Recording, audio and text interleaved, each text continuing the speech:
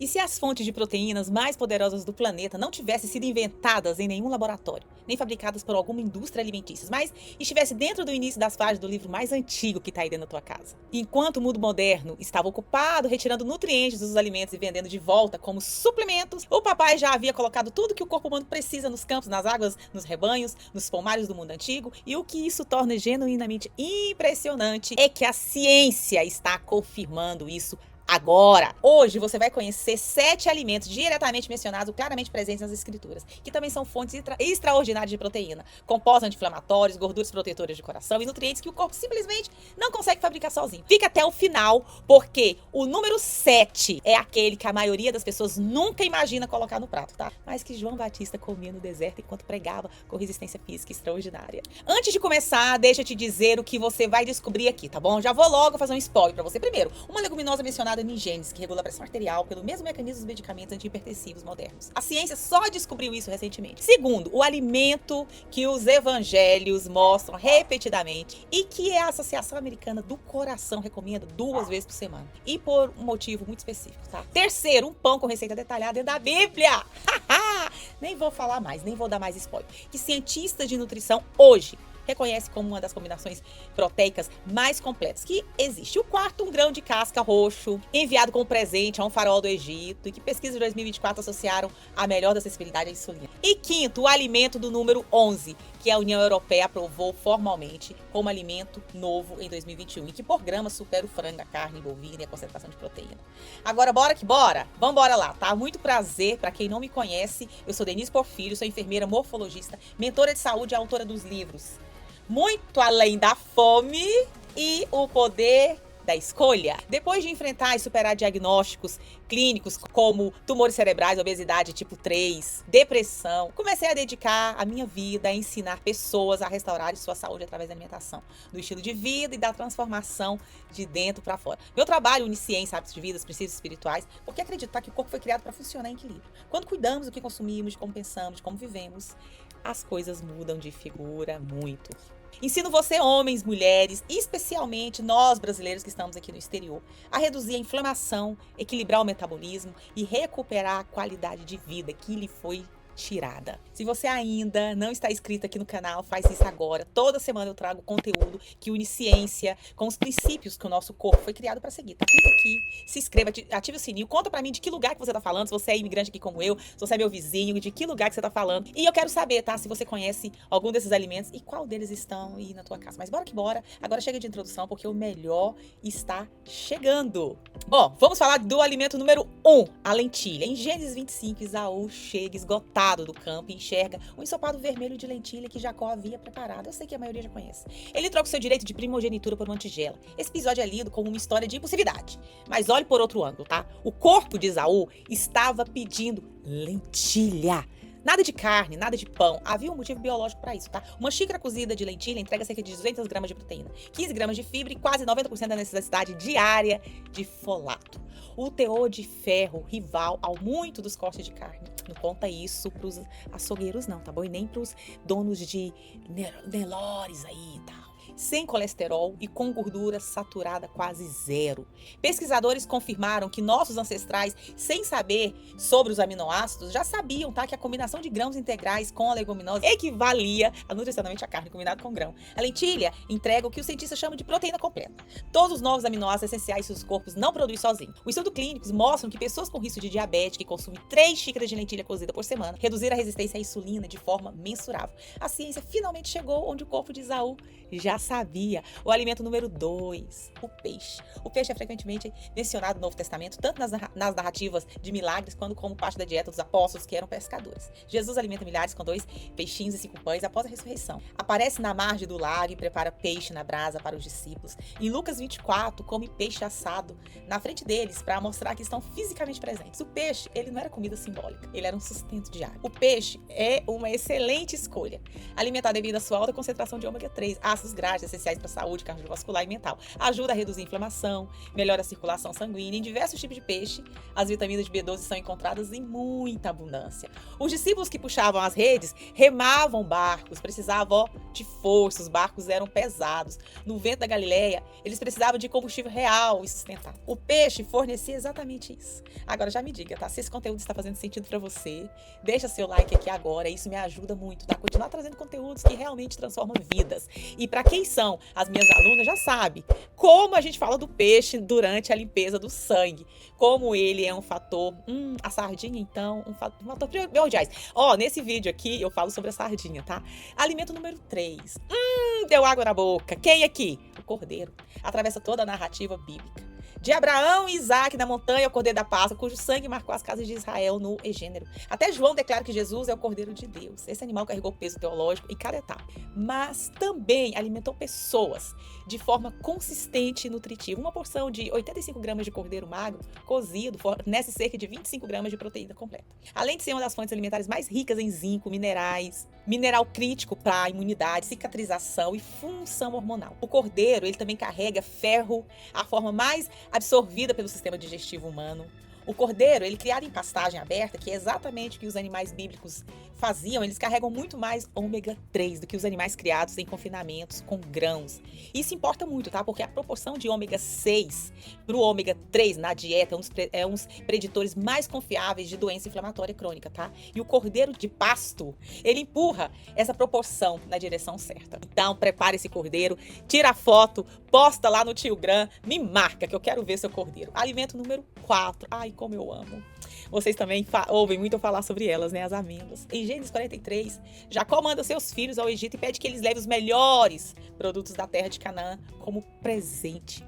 Entre eles estão as amêndoas. Em número 17, Deus, o papai, faz a vara de Arão florescer e produzir amêndoas durante a noite como sinal de liderança, divinamente escolhidas, tá? Os próprios copos de candelabro de ouro no tabernáculo foram esculpidos na forma de flores de amendoeira. Amêndoas aparecem nas escrituras não como comida comum, mas como símbolo de excelência e provisão divina. E a ciência passou as últimas décadas construindo um argumento para exatamente isso. Um punhado de 28 gramas de amêndoas traz a 6 gramas de proteína, 14 gramas de gordura, predominantemente monossaturadas, tá? 4 gramas de fibra e uma dose significativa de magnésio e vitamina E.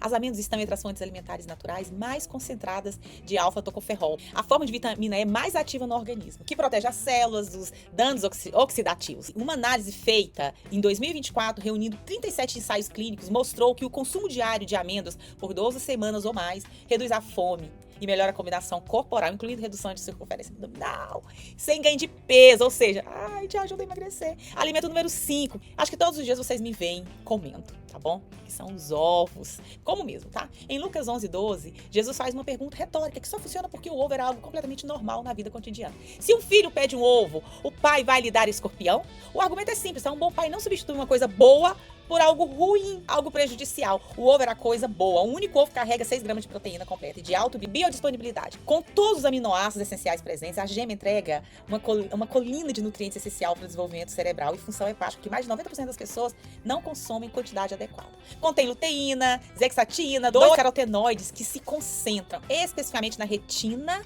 e protege contra a degeneração macular. A principal causa de cegueira em adultos mais velhos. Olha a dica para você que já está aí, querendo operar, já começa a partir dos seus 30 anos, já começa na infância, que as crianças comem ovos todos os dias. O que torna o ovo extraordinário do ponto de vista científico é que ele é usado como padrão de referência para medir a qualidade proteica de outros alimentos. Quão completa é uma fonte proteica, o ovo é o padrão que eles medem. Isso não é preferência cultural, é porque o perfil de aminoácido do ovo corresponde quase perfeitamente às necessidades nutricionais humanas. Agora aproveite, você chegou até aqui, compartilhe esse vídeo com alguém que você ama e que precisa entender que saúde não começa na farmácia, começa no seu prato. Agora vamos falar do alimento número 6, que eu amo demais da conta, que é o pão Ezequiel. Eu limpei meu sangue comendo pão Ezequiel, tá bom? O pão Ezequiel, em Ezequiel 4:9, em meio a uma missão profética extremamente difícil, Deus entrega ao profeta uma receita precisa de pão. Trigo, cevada, favas, lentilhas, paíço e espelta. O contexto é racionamento e escassez. Mas o que Deus prescreve não é simplesmente qualquer pão. É uma combinação específica de grãos e leguminosas que a ciência moderna só recentemente reconheceu como algo muito deliberado. Grãos são pobres em lisina, mais ricos em biotina. Leguminosas funcionam ao contrário, tá? Combinados, como na receita de Ezequiel, as eficiências de cada um se cancelam. E o alimento resultante fornece o que os nutricionistas chamam de proteína completa. Pasmem, todos os 9 aminoácidos essenciais em quantidades adequadas. O que nenhum ingrediente isolado conseguia, a combinação alcançou. Quem mora aqui nos Estados Unidos sabe que se tem o pão Ezequiel vendido em alguns lugares. O processo de germinação dos grãos, que acontece naturalmente quando eles são deixados de molho até brotar, eleva a concentração de proteína, reduz o índice glicêmico, aumenta a atividade antioxidante, neutraliza o ácido cítrico, o composto presente nos grãos, que bloqueia a absorção de ferro, zinco e cálcio. Profeta recebeu a instrução de racionamento em tempo de cerco. Recebeu uma receita que cientistas modernos projetariam para alguém na mesma situação. Máxima completude proteica, máxima disponibilidade de nutriente, máxima sustentação com pequeno volume de alimentos. E se você já conhecia algum desses alimentos bíblicos, já me conta aqui nos comentários. Qual destes você já conhecia? E qual deles você se surpreendeu até agora? Conta pra mim se você já fez a limpeza do sangue e você já comeu o pão Ezequiel. Se você já achou ele aqui nos supermercados. E olhe, eu tenho um livro de receitas que ainda no próximo, no último, vai ser a receita do pão Ezequiel, tá? Mas tem uma receita de um pão lá, limpo, concentrado, que você vai amar. Tudo bem, tá? Que eu precisava muito que você chegasse até aqui pra este próximo momento, pra você arrebentar e mudar uma vira na tua saúde. Porque o que vem agora é o alimento que a maioria das pessoas pula nas escrituras. E com estranheza e esquece. E é exatamente que as pesquisas mais recentes chamam de proteína do futuro. Que são o quê? Os gafanhotos. Em Mateus 3,4, a descrição do que João Batista comia no deserto é direta e sem metáfora. Gafanhotos e mel silvestre. Não é simbólico, é que um homem descrito por Jesus com amor, como o maior profeta nascido de mulher, colocava no corpo enquanto vivia em um dos ambientes mais exigentes do planeta e pregava para multidões com resistência, tá? Resistência física extraordinária. Nas escrituras é mencionado que insetos alados que andam sobre 4 pés, como os gafanhotos, podiam ser consumidos. Aqui está o que a pesquisa diz. Estudos publicados mostram que gafanhotos carregam até 68 gramas de proteína por 100 gramas de peso seco, tá? Não é erro de digitação. Olha isso. Para comparar, o peito de frango entrega cerca de 31 gramas por 100 gramas. A carne bovina fica em torno de 26. Os gafanhotos em peso seco podem mais do que dobrar os dois. Um estudo recente publicado no Scientist Direct examinou especificamente o gafanhoto migratório, espécie mais comum no Oriente Médio Bíblico, e encontrou digestibilidade total de proteína chegando a 85%. São ricos em leucina, o aminoácido de cadeia ramificada, que é o principal gatilho para a síntese proteica muscular. O processo biológico que repara e constrói o tecido muscular após reforço físico. Além disso, carregam gorduras insaturadas saudáveis, vitamina B12, ferro, zinco e magnésio. Insetos estão entre as fontes emergentes e sustentáveis de proteína, tá? E a qualidade nutricional varia de acordo com os fatores como digestibilidade, estrutura e disponibilidade de aminoácidos essenciais. A União Europeia aprovou formalmente os gafanhotos migratórios como alimento novo em 2021. Com base nesse corpo de evidência, João Batista não estava comendo gafanhoto por falta de opção. Ele estava comendo a proteína do futuro, 2000 anos antes de qualquer pesquisador europeu chegar a essa conclusão. 7 alimentos, todos representantes nas escrituras, todos respaldados agora por ciência séria e revisada por pares. Lentilhas, que regulam a sua pressão arterial, peixe, que protege o cérebro, o coração, o cordeiro com ferro, reme e ômega 3, amêndoas estudadas em dezenas de ensaios clínicos, ovos, que são o padrão científico de qualidade proteica, o pão Ezequiel, que cria proteína completa a partir de plantas, e gafanhoto, que grama por grama supera um frango, carne, praticamente tudo que você vai encontrar em qualquer mercado do mundo. O padrão que eles compartilham é o mesmo, tá? Compartilham o mesmo para o qual a ciência nutricional moderna continua apontando.